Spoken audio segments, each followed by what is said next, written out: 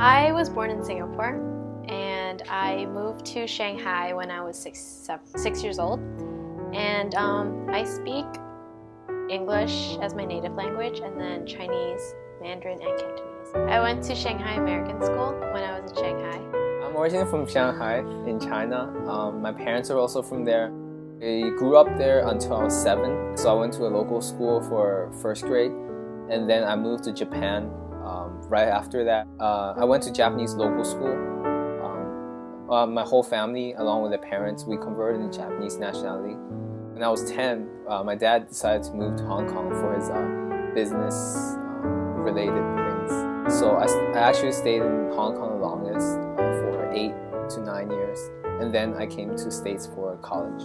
I grew up in Hong Kong, but I was born in Chicago. And I moved to Hong Kong when I was 1 because of my dad's work.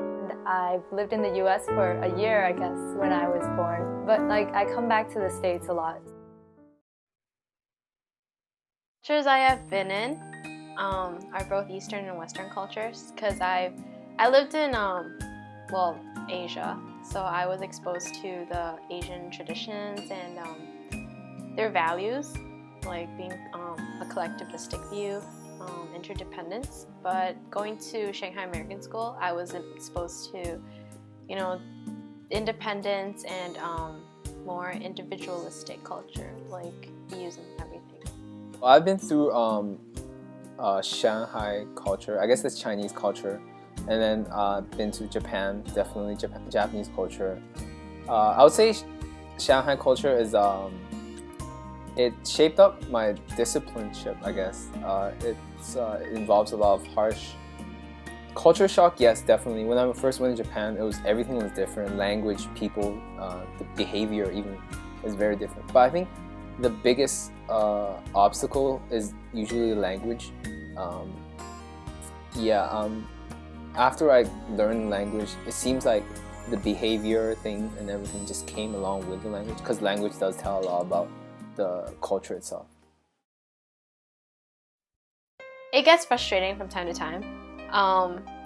Even just speaking English, my parents, because I have an American accent and then a Singaporean accent as I speak English. So when I speak it in an American accent, my parents can't understand me because I either talk too fast or, they just can't understand me. So I have to switch to a more Singaporean accent so that, it just, they just talk slower and it's just very different.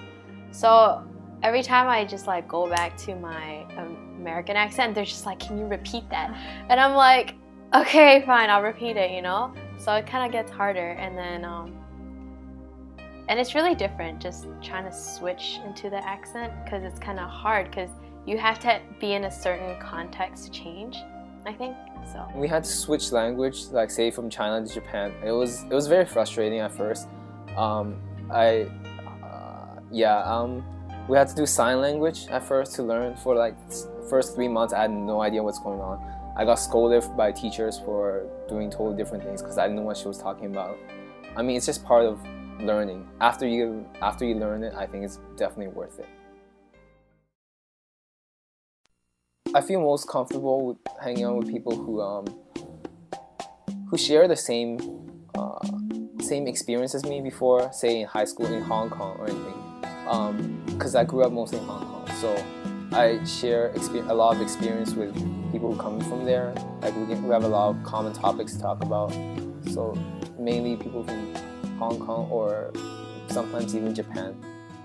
Because in Hong Kong, my international school, even though it's an American international school, it was mostly Chinese people, and I hung out with mostly they were all Chinese, but we all spoke in English. And even though Hong Kong's mainly a Cantonese spoken city, so in Hong Kong, I spoke more English, I think, than right now. In college, my friends, most of us, I associated myself with HKSA, the Hong Kong Student Association, and I think most of my friends here now are from Hong Kong.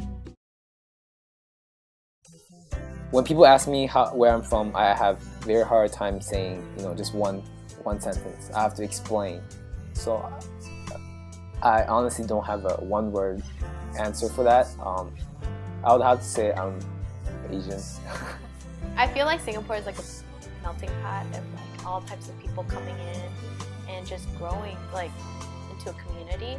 So, I mean, I don't find anything wrong in identifying myself as a Singaporean. So I actually just consider myself living in Hong Kong like my whole life. I don't even really consider Chicago home. Like even though I was born in Chicago. In a diverse campus like this, you can't really expect something based on their look.